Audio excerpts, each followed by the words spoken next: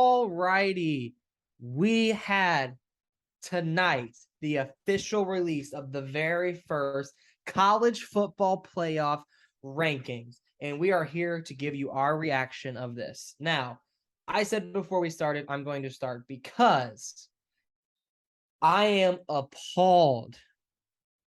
This is from a Appalled. Michigan fan. We'll just preface. It's a Michigan fan. I am a Michigan fan, but what I'm about to say has nothing to do with Michigan. I don't even really care where Michigan landed because Michigan has to just do what they have to do to be in the top 5 or in the college football playoff. However, this ranking was absolutely atrocious. LSU at number 10 at 6-2. Are you kidding me? There are 3 teams that have 2 losses that are way better than them. But you know what? There's an SEC bias, and I will always believe that in this college football playoff. Kansas State, Utah, Penn State all have 2 losses and are far below where LSU is. LSU is above Ole Miss, which is fair because LSU beat Ole Miss, whatever. But I am appalled. Texas is the only 3-loss team in this? What? Are you kidding me? NC State and Wake Forest are still ranked? I mean, I just don't understand the committee. Now, it's only the first one, but I am just appalled at their first ranking. I mean, there's no business Bama should be a number 16 ahead of TCU. There's just no reason for that. And now there's going to be a top 10 matchup. If Bama goes ahead and wins that, beats LSU, oh, they have a top 10 win. No, it's BS. I thought I hated the AP poll, but my God, I might like the AP poll better than the college football playoff poll. I At mean, least for this year. I This mean, I this just first one was, I think a lot of people, unless you're a Tennessee or a Clemson fan, I think you're pretty upset at this because yeah, I'm a Michigan fan, but if you look at it pretty unbiasedly, Ohio State's non-conference schedule and Michigan's are probably equally as bad. Ohio State maybe have the edge because they had Toledo, but they're pretty Notre much Dame, the same. Notre And Dame. we've also played all the same teams, so I don't see how if you're gonna knock Michigan for their non-conference schedule, you're not gonna knock Ohio State because I honestly think it should be Tennessee 1, Georgia 2, OSU 3, Michigan 4, Clemson 5, TCU 6. Because Bama hasn't looked the part, but hey, they have that quality loss against Tennessee, so you know that automatically bumps them ahead of TCU. And LSU being at 10, I think what did I say? I think it was UCLA should be 10, I think. Um You see that I came in at number 12. yeah. So I think UCLA should be number 10. They have one loss, but it's to Oregon, who has definitely rebounded since. And Oregon's a top 10 team according to this committee. And they also dominated Utah. That I mean, score wise, it wasn't like a 49-3, but UCLA ran the ball right through Utah, and then Utah went and beat USC. So that I think you should have all 3 of those Pac-10, Pac-12 teams right there at 8, 9, and 10. LSU has no business being in the top 10, probably not even in the top 15 because their 2 losses are yeah, they lost to Tennessee, but they lost to Tennessee at home by like 50. It was a blowout. It wasn't even close. LSU didn't even have a chance in that game. Yeah, they lost week 1 to Florida State on a black texture point, which you can say, well, you know, they were, first week of the season, new head coach, new all that. You can say the same thing for Oregon, but you really think LSU's a top 10 team after getting absolutely blasted by Tennessee? Like Tennessee is your number 1 team. Yeah, they lost the number 1 team, but like they showed they weren't even close. Penn State at least showed like, hey, we can hang with Ohio State, or at least they did for 85 to 90% of that game. Like they Mhm. were right there. They probably should have won that game. If it wasn't for Frames Janklin not knowing how to have any game strategy whatsoever, just refused to run the ball when he needed to. Before I hand it over to Aaron, just real quick, between the CFP poll and the AP poll, all the teams in the AP poll are in the CFP top 25, except one team. CFP put Texas in, the AP poll put Liberty in, but the AP poll has Texas as the 26th ranked team. So I'm I not think Liberty disagreeing. should be in. They only lost. I'm The not. only loss is a 1 point loss to Wake Forest at Wake, and they played really well against Wake. My point is, I'm not disagreeing who your top 25 is. It's the way you order them is just For sure. abysmal. Aaron, what do you think? Well, for starters, Andrew, you brought up a really good point about Michigan and Ohio State playing the same opponents and having very weak non-conference schedules. I think we can all agree on that. And do I think that Clemson should be in the top 4? Absolutely not. Absolutely not. You know, that game against Syracuse, yeah, they won, but if Clemson is as good of a team as this committee thinks, or as the entire world of like the experts of college football think they are, then they should have blown Syracuse out of the freaking water. I'm sorry. Like, tell me I'm wrong. Also, I'm fine with Tennessee being number 1. They have proven Definitely. I don't up think to this anybody's point, arguing Tennessee at 1. up to this point, Tennessee has proven that, hey, we can take you down. We can kick your ass. We can win in a shootout. It does not matter. However, Georgia, do not agree with that. They almost lost to Missouri. I forget who else they almost lost to, but they have not looked like the powerhouse that everyone says they are. Yes, they smacked Oregon all the way back to 2015 with Marcus Mariota. Like, let's be real for a second. But since then, Oregon has rebounded nicely. So how good does that win really look? That's my question. And I already went over Clemson and Michigan. I've already talked about, but Alabama, man, why? Why are they above TCU? I'm sorry. I don't care if that's a quality loss, or you still lost. You still lost to Tennessee. You still, well, I can't say Quality loss, Clink. It's a quality, quality loss. Bama's the only one in the top 6 to have a quality loss, so they should be number 1. Oh, yeah. So I know I'm gonna interrupt you real quick. I know Joel Klatt tweeted right after that if you took TCU blindly, like their resume, if you threw like Texas or another big name school, he said they would be no less than number 4 in the country with their resume alone. Like, oh wait, we're talking about TCU? Yeah, TCU's had a tough schedule. They played 4 straight ranked opponents. Now Kansas lost their quarterback and they kind of slid back. TCU has beat Kansas State, who Kansas State just blew out Oklahoma State, who is their, according to them, a top 15 in the country or top 20. And then TCU, who else did they beat in there? They had a 4-game stretch where they beat all ranked opponents. Well, it was Oklahoma, Kansas State, Oklahoma State, but Kansas and Oklahoma are bad. Well, I wouldn't say Kansas is bad. They just lost their starting quarterback, so your level of play is going to dip a little bit. So that's not necessarily like Kansas's fault, because it just happened. Right. I think if Kansas quarterback is still healthy, they probably don't. Their only loss is probably TCU, and they're definitely ranked. But you got to take TCU blind. I just, and all these teams honestly have terrible non-conference schedules other than Bama. And even then, their big thing is Texas. That's like their big one, and they barely beat Texas. But so there's no justification for Bama being ahead of TCU. TCU has beaten 2 top 25 teams according to the playoffs first ranking, Oklahoma State and Kansas State. That is 2 top 18, not even just top 25, 2 top 18 teams. Bama has beaten 1 top 24 team, and that is the 24th Texas on the road by 1.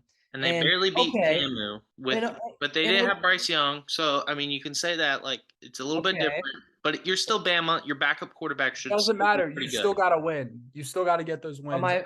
Yes, they hung with Tennessee, but you lost. and TCU has 2 ranked wins. Bama has 1 and 1 loss.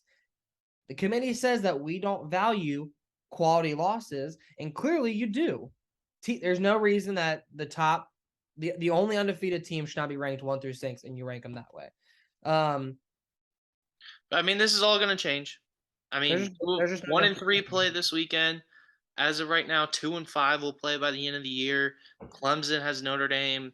Bama still has to go through LSU. So, I mean, a lot can change. But, man, this committee, it is. I think we need to get rid of this type of committee, like ADs, like coaches or whatever they do. It's like, I think it's currently ADs of schools. Just get them out. Like, take your analyst.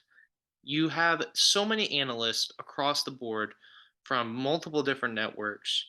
Like, throw like the Joel Klatts of the world, throw like your Kirk Herbstreits, throw like, your RG3s, like guys who literally do this week by week and they analyze and they break down teams and they watch the teams week in, week out, and they actually watch football. Unlike this Boo, whatever his name is, the chairman of the committee this year, who said, "Oh, we like balanced teams." Well, then why is Clemson above Michigan? Well, just to add on, I was as you were saying that, I was just thinking. So hypothetically, NC State and Wake Forest play each other this week. So one of them's out of the rankings next week. I mean, there's that. Okay. Absolutely. Syracuse, Wake Forest, and NC State are ranked 20, 21, and 22. Those are Clemson's wins. So they have 3 top 25 wins according to their ranking. Syracuse has to go to Pitt. They could lose So that. what if Syracuse loses to Pitt and obviously Wake Forest and NC State lose? That's 2 wins that Clemson loses from their resume, and Michigan would then have. I don't see Penn State losing the rest of the year. No, but Michigan would have a top 25 win that's better than Clemson's. So resume-wise, next week, even if Clemson and Michigan won, Michigan, by theory, would jump Clemson based on that logic, because Clemson would only have 1 top 25 win, so would Michigan, but Michigan's is a top 15. Yeah, that's fair. That's fair. And that's all hypothetical because who knows? Clemson could go to South Bend and lose, and then Clemson's out for good because they can't recover from that. No, their schedule is 2 week. The ACC as a conference is 2 week. I think a 1-loss ACC champion is way less valuable than a 1-loss SEC champion. And I say this because the SEC is a much tougher conference than the ACC. Say what you will, but if Bama were to be a 1-loss SEC champion, their 1 loss would be, a field goal against Tennessee. Yeah, they struggled early in the year, but then they would have beat LSU at LSU, which Tennessee did. Now let's say Bama goes and blows LSU out like Tennessee did, then LSU probably slides all the way back to 20. I could see that. And then, Bama goes and beats Georgia, and let's say Georgia blows the water out of Tennessee, you can say, well, Bama showed a lot of growth, and then you have Tennessee, who has had 1 loss. You have Georgia with 1 loss. You have Bama with 1 loss. Tennessee would get the boot then because, you lost to Georgia, and yeah, you beat Bama, but you got to still at least win your side of the division, your side of the conference. And then let's say Clemson goes and loses to Notre Dame, and they're a 1-loss ACC champion. I would still put Georgia in ahead of Clemson, even though Clemson has their championship, because that championship is honestly so meaningless because the best teams all play in one division, and the best teams might not even be ranked by the end of the season. I want to ask Aaron something here real quick. Aaron, why do you think they ranked Texas in the top 25 poll as the only 3-loss team in the top 25? Honestly, I couldn't tell you. When I saw that, I was a little perplexed. I'm like, but they're a 3-loss team. And, now some of those losses have not been awful, like the Bama loss. Let's be real. All 3 of us thought Bama was going to blow them out of the water. Let's be real here. They didn't. I don't remember who else they've lost to, but they just lost to Oklahoma State after they blew the lead. They think they were up 14 or something. They blew the lead, and then I'm looking up their wins right now. So I know they lost to Oklahoma State, they lost to Bama, and they also lost to Texas Tech. And Texas Tech on a field goal. But their wins are against UL Monroe, UTSA, West Virginia, Oklahoma, Iowa State, who doesn't even have a win in their conference right now. They're 0-5 in their conference, 3-5 overall. And then they just lost to Oklahoma State. So again, their wins, their losses are more impressive than their wins. Literally. I don't know. I would not. Me personally, I would not have put Texas in the top 25. You know, with this college football ranking or whatever they were talking about. I don't like. They do this every year. I feel like they overrate the hell out of Texas. And now Texas hasn't been like awful this year by any means, but they're not some big powerhouse like they were way back in the day. But I just can't wrap my head around why they rank Texas. If Notre Dame were to beat Clemson this week, I would accept Notre Dame as a 3-loss top 25 team. Well, but that's next week. There's no reason that is next week. But this week, yes, I think there's no reason for Texas to be in the top 25, especially with Liberty being at 7-1. Like at least there's no reason that give them some respect. And in the first ranking, there should never be a 3-loss team unless the 3-loss team lost to your current 1, 2, and 3. That would be the only reason I would say, okay, put the 3-loss team. But even then, it would have to be close losses, and then you would still have to have a pretty impressive schedule other than those 3. Yes, but like Maryland has, honestly, Kentucky should be the 3-loss, the only 3-loss team in at 25. Maybe I would see a 2-loss Maryland. 2-loss Maryland has a decent Maryland's Washington. Wins are better than Texas's wins, I would say. Mm-hmm. But even then, Liberty, their one loss is, I said this earlier, but their one loss is 1 point at Wake Forest. Like they went blow to blow with Wake Forest, who went blow to blow with Clemson. Yeah, but Liberty also only. And then Liberty just blew out BYU. Who? Hold on. Say what you will about BYU, they're still technically a Power 5. Let me finish. Because they're like Notre Dame. Let me finish. Liberty only beat Gardner-Webb by a point. And Akron by 9 points. Only beat UAB by 7 and Southern Miss by 2. Right. But you look at Tulane. Who was Tulane beaten? Because now maybe not to the playoffs. These games don't matter. But when they expand, these rankings will matter for those group of 5 teams because the highest ranked group of 5 gets in because they're part of the Power 6 conferences or whatever. So these don't matter this year, but next year, the committee also has to think like, okay, where are our group of 5s? Because those are going to matter, because say what you will about group of 5s. We're sadly going to have to watch probably a 1-loss Bama blow the brakes off of a Power 5 or Group of 5 champion. We're going to watch Toledo go get beat 40-20 by Georgia, and their 20 points are going to come in the last 2 minutes of the fourth quarter. I justify Tulane being at 19 because according to their ranking, Kansas State is 13 and Tulane beat them. So I can justify that. And again, they got all the teams right to an extent, maybe the last couple. It's just the order just doesn't make sense. Which I think Penn State definitely should be higher than LSU. Their 2 losses. I mean, yeah, they got destroyed by Michigan, but it was at Michigan. And then they fixed their problems. They fixed the problems that they had against Michigan. And you also have to look at Ohio State. Like, how did you only rush for? I can't remember what they rushed for, but it was like pretty abysmal against Penn State compared to what Michigan did.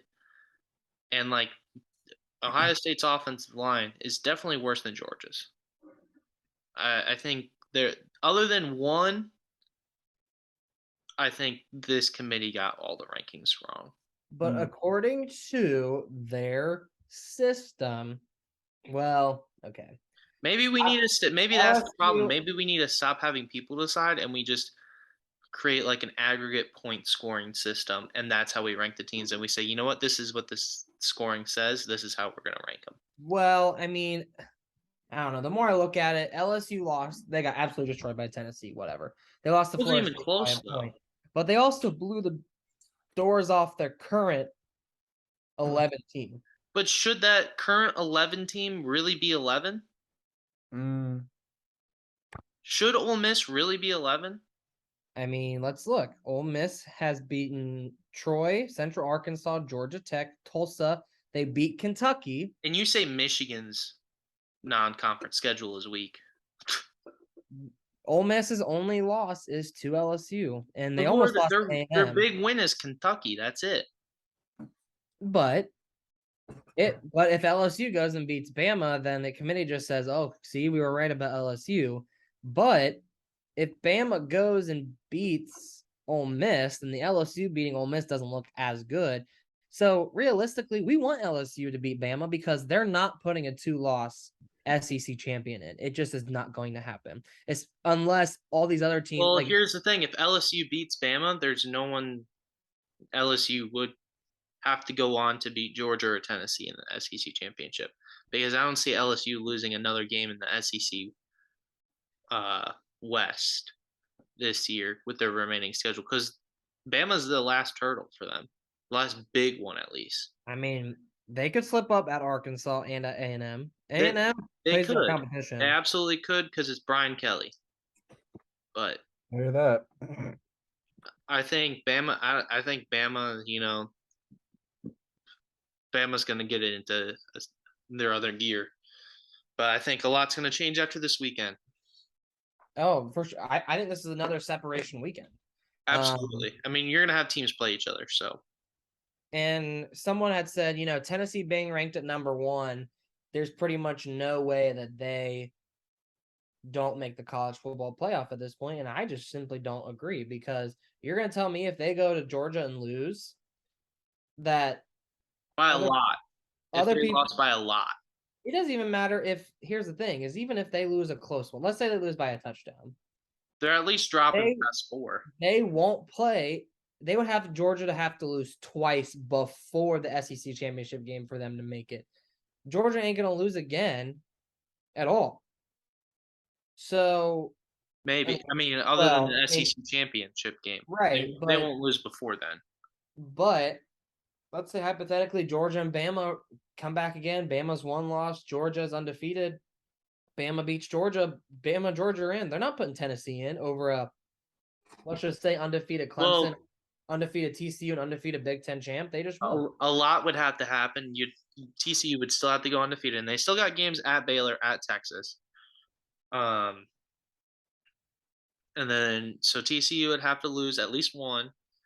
Clemson would have to lose at least 1, if not 2. My point is, if Tennessee loses this week, the only way they get in is if absolute chaos happens elsewhere. There would have to be no undefeated teams, which honestly at that point, or at least only 1, because I don't see, like, let's say Ohio State wins out, they would be the consensus number 1, I think, at that point, because they're probably going to go play Illinois in the Big Ten championship. The Big Ten champ is more than likely going to be undefeated, so there's going to be a Big Ten team this year, unless for some hypothetical reason the Big Ten West school wins, which won't happen. But I mean, a 2-loss Big Ten champion in Illinois, or let's say Illinois beats Michigan and then beats Ohio State in the Big Ten championship. I don't know. Anything could happen. I think this weekend is going to, after this week of college football, we won't have another big week until rivalry week, in my opinion, at least in regards to who could lose, except Bama, Ole Miss. But I mean, there's a 1 or 2 between now and week 13, but again, there's not enough. I mean, there's not enough for me to be like, oh, this could happen. But I mean, besides, I don't know. I don't know. Austin Peay's looking real dangerous. Right. That's a real tough non-conference opponent for Bama. That's a quality non-conference opponent, just like Utah State Hey, if they beat Bama, I think they need to be let into the playoffs. If Austin By that logic. beats Alabama, they absolutely should be ranked in the playoffs. Oh yeah, No doubt about it. Just put them in. they should be in Bama's spot. And Bama should think- go unranked. I think if Austin P beat Bama, Saban would get fired. He would be like, I think Saban would retire. They Saban would would say, Saban you know would what? jump Maybe off my the Bear time is Bryant up. statue. they would give him. They gave Austin P $1 million just for them to beat him. They'd be like, "You're done." They'd hire Bama- Austin Pete's coach. Bama could lose to Austin Peay, win the SEC, and they'd still get let in the playoffs. I don't know, but all right, let's. We can get one or two done before the break. So we reacted to the playoffs. A lot. Let us know what you think about how the teams are ranked, and we got into a little heated discussion, but I think it needed to happen. So let's just go ahead and go into this week of college football.